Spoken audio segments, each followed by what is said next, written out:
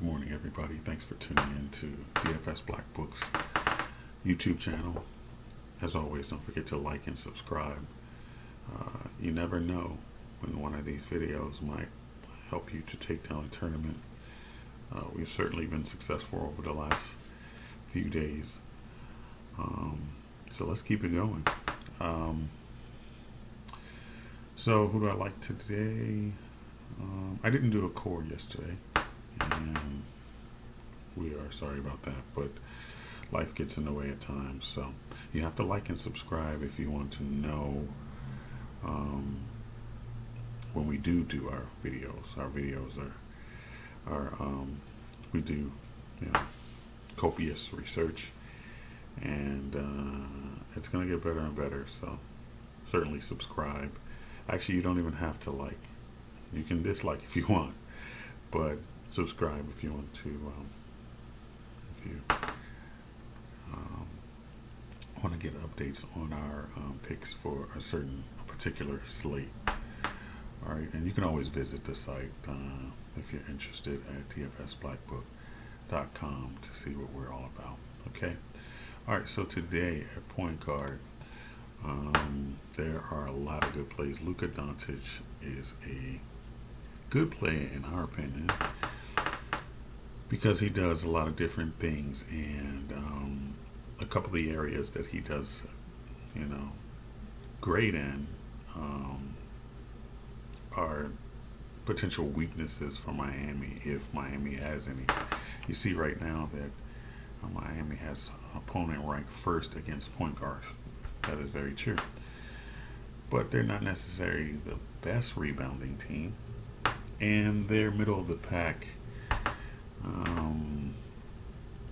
defensively as far as assists against, and so yeah, I think Luka, and as a matter of fact, if Dallas wants to play well and do well, above all, Luka has to play well. So if Dallas is going to keep this game close, he definitely has to play well, and that trumps almost everything in our opinion.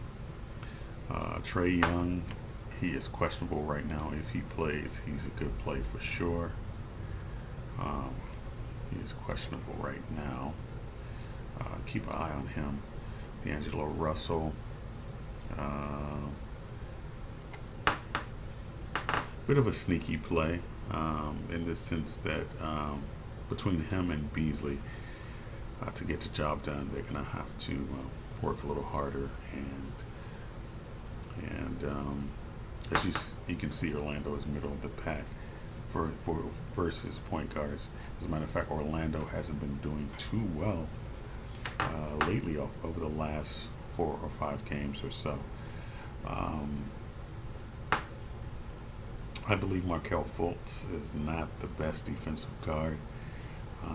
That is where DJ Augustine used to come in and provide a lift defensively and definitely help shut down guards. But he's recovering from injury, and he's been getting light minutes.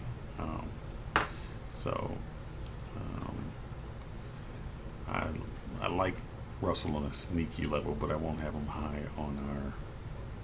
We won't have him high on our list. All right, who else jumps out? Kyle Lowry jumps out.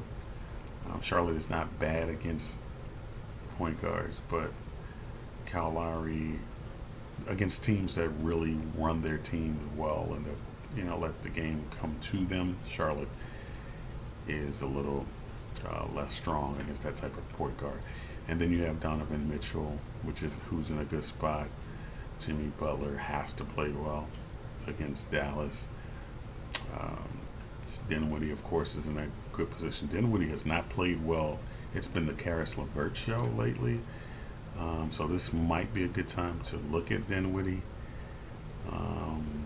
He only took 12 shots. He was taking in the 20s before Karis LeVert started taking a lot of shots. Devin Booker is underpriced, maybe because he hasn't performed too well of late. Chris Paul needs to do Chris Paul things for OKC to even stay close, but OKC might stay close if they can, up their tempo a bit and stay with Milwaukee, like the Wizards did. Although they were clearly trying to rest the Bucks were trying to rest Antetokounmpo. Um, when they were playing the Wizards, they kind of piecemealed him a little bit, and he underperformed. So there's that. Anybody else jump out?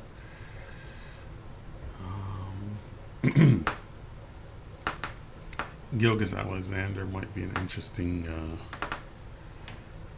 sort of choice, as if he plays more of a small forward type, a small forward type, he might serve to do well against Milwaukee. But I think he's going to play more of a guardish type role. So not too high on him. Brandon Ingram, intriguing. Ricky Rubio has a chance to really rack up some assists, so put him on your list. Lonzo Ball as well. And that's about as far down as I'm going to go. Look at Ja Morant. I don't know what's going on with him, but it's kind of tailed off a little bit. It's when I was watching him play the last couple of games, it just seems like he wasn't. He didn't do too bad last game, actually. He got a 30. He was 5 for 13. But the way he was playing, it was like that 5 for 13 could have been better, but it was almost like he was coasting a little bit. He obviously doesn't like to lose, and in a losing situation with his team losing, he just didn't seem to have that spark or that pep. So hopefully he'll come back strong. We're gonna study some more actually on him. Fred VanVleet is a great play today. Keep that in mind. So we're gonna have him in another one of our cores. If you get a lineup from us, if you get one of the 5 lineups from us, 15 minutes before lock, he might be in one of those lineups.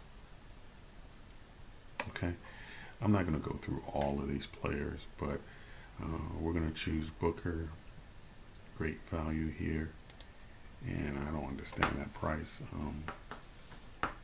He can explode for 60 or 70 if he wants, and his backcourt mate is out. So we'll see how that goes. For shooting guard, some of the players I like: Jimmy Butler out of necessity. I like Dinwiddie, of course. Van Vliet. We like Fournier might be a sneaky play. Maybe. Colin Sexton I like. And folks over at DFS Black Book like him as well. Malik Beasley, the pace may scare people off, but Orlando has been giving up in the hundreds lately, and somebody's with heavy usage is going to definitely. Now you have D'Angelo Russell, but Beasley gets his usage in as well. So, all right, Fultz. I talked about his defense earlier, but he still might be a good play. We like Will Barton, but we're going to go down here to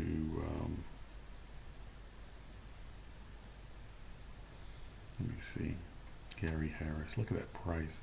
Gary, well, for the most part, Gary's price is deserved in the fact that he doesn't really shoot a lot.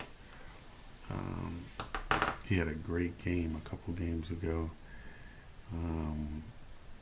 but I think he has a chance. And this is against a tough team, so I like him in this position. If he might get a couple steals, which might help. Which might help him, which is what sparks his offense. His defense sparks his offense for sure. And the Clippers are going to try to shut down Jokic and Murray, so Harris might have an opportunity to get in a sneaky 25 or so, pay off that price tag. Small forward. I'm going to start picking players because I'm sort of in a rush. I'm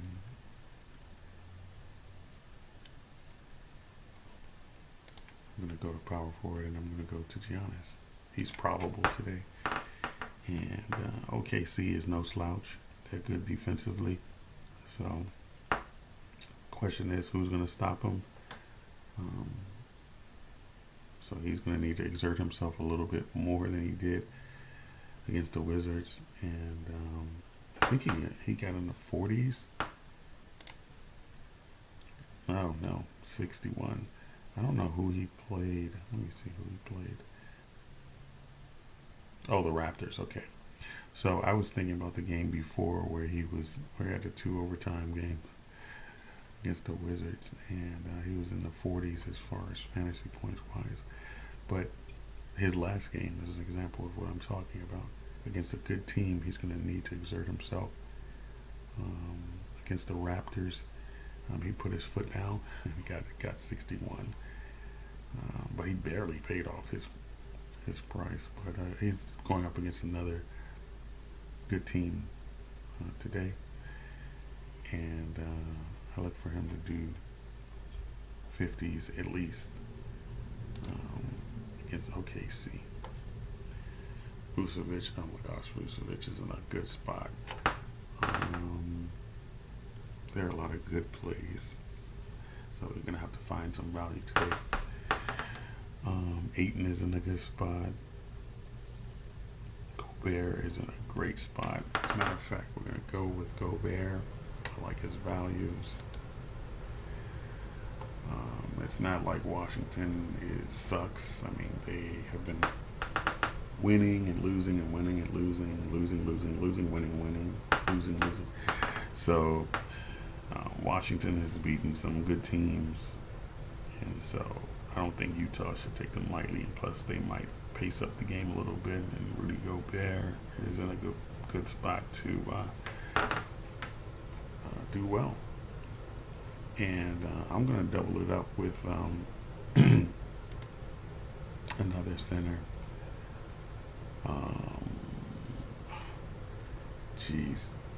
Andre Drummond is out now. Okay, take a look at Tristan Thompson for sure, and take a look at Larry Nance Jr. for sure. Good opportunity. But on the other side, definitely take a look at Derek Favors. All right, but I'm gonna go with J Val here. I think J Val is in a good position, and yeah, that's it. I mean, as long as he gets enough run, then he should pay off his price tag. He's going to need about 38 to 42 or something like that. Let me see what kind of minutes. He played Houston, and he only played 22 minutes, probably because of the pace of play. And then they were getting blown out. I think they were getting blown out by 40 at one point, and they lost by, look at that, 140 to 112, and it wasn't even that close, as they say.